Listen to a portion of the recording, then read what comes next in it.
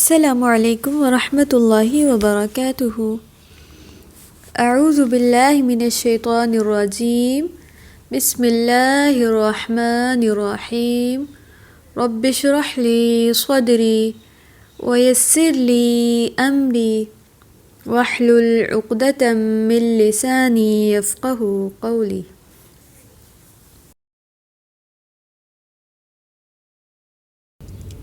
الحمدللہ ہم اپنے پہلے سبق توحید میرے پیارے اللہ تعالیٰ کو دیکھ رہے ہیں، اور آج ہم اس کا چوتھا حصہ دیکھیں گے انشاءاللہ۔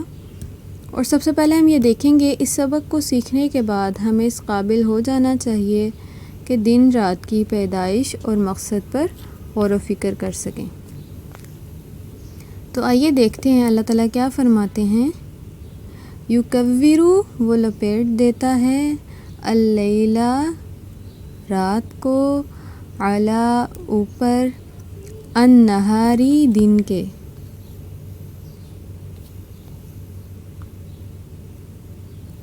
وہ رات کو دن پر لپیٹ دیتا ہے۔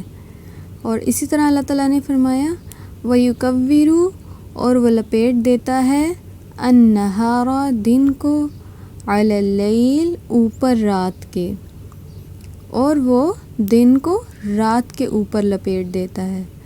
یعنی جب رات ہوتی ہے تو اللہ تعالیٰ اس کو لپیٹ کر دن میں بدل دیتے ہیں، اور جب دن ہوتا ہے تو اللہ تعالیٰ اس کو رات میں بدل دیتے ہیں۔ اسی طرح فرمایا وَسَخَّرَ اور اس نے قابو میں دے دیا، لَكُمْ تمہارے لیے، اللیل رات کو، وَالنَّهَارَ اور دن کو۔ اور اس نے تمہارے لیے رات اور دن مسخر کر دیے، یعنی اللہ تعالیٰ نے ہمیں رات اور دن میں کام کرنے کے لیے اسباب مہیا کر دیے ہیں کہ دن میں ہم اللہ تعالیٰ کا فضل تلاش کریں، کام کاج کریں دن کی روشنی میں، اور رات کو اللہ تعالیٰ نے ہمارے لیے مسخر کر دیا تاکہ ہم اس میں سکون حاصل کر سکیں۔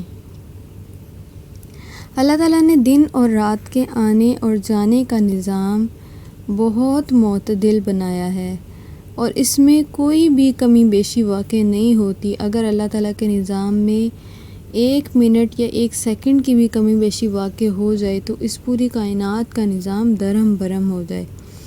یعنی ہر ایک شے، ہر ایک چیز اللہ تعالیٰ کے حکم کی پابند ہے، اور سب کچھ ویسے ہی ہوتا ہے جیسے اللہ تعالیٰ نے انہیں حکم دے رکھا ہے۔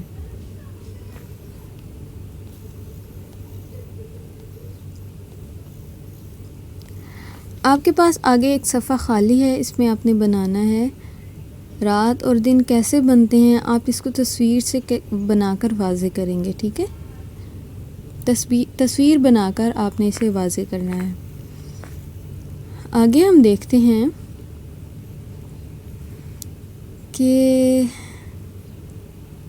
یہاں پر ہم نے یہ سیکھنا ہے کہ اللہ تعالیٰ نے ہر قسم کے جانوروں کے جوڑے بنائے ہیں، اور انسان کو اللہ تعالیٰ نے بولنا سکھایا ہے۔ ان آیات سے ہم نے یہ سیکھنا ہے۔ تو اللہ تعالیٰ فرماتے ہیں اللہ تعالیٰ نے خلق پیدا کیے ہیں، کل تمام، دابۃ چوپائے، اللہ تعالیٰ نے تمام چوپائے یا جانور پیدا کیے۔ اور اسی طرح فرمایا وَخَلَقْنَاكُمْ اور بنایا ہم نے تمہیں، أَزْوَاجًا جوڑے، اور ہم نے تمہیں جوڑے بنایا، یعنی اللہ تعالیٰ نے ہمیں جوڑوں کی صورت میں پیدا کیا۔ انسانوں کے بھی جوڑے بنائے اللہ تعالیٰ نے، جانوروں کے بھی جوڑے بنائے ہیں۔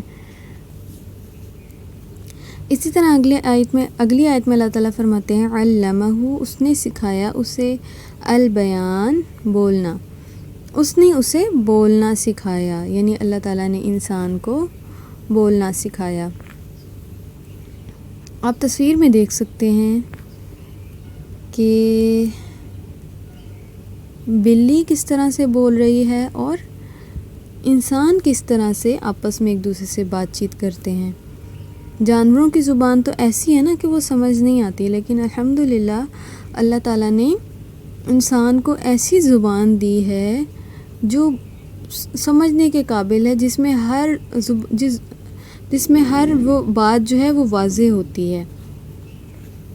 جبکہ جانور کوئی بھی بات کرتا ہے تو اس کی ایک مخصوص ہی آواز سنائی دیتی ہے اور اس سے سمجھنے میں مشکل ہوتی ہے۔ تو اللہ تعالیٰ نے انسان کو فضیلت دی ہے، اسے بولنا سکھایا ہے کہ وہ اپنی ضروریات بیان کر سکتا ہے، اپنا مقصد بول کر واضح کر سکتا ہے۔